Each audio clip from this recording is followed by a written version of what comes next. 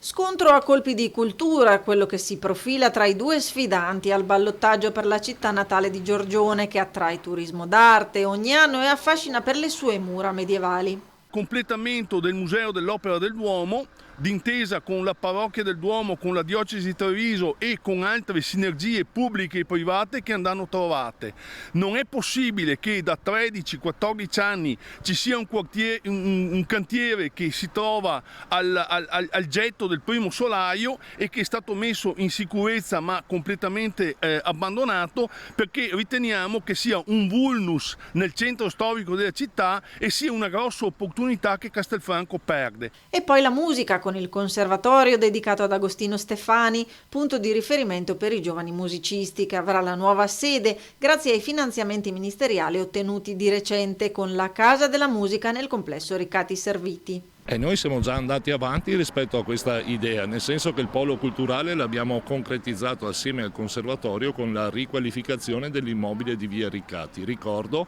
che il conservatorio è soggetto che ha avuto un contributo da 10 milioni di euro grazie all'amministrazione, questa amministrazione, che ha messo i soldi per fare il progetto e ha dato in comodato gratuito un immobile per i prossimi 50 anni al Conservatorio Stefani.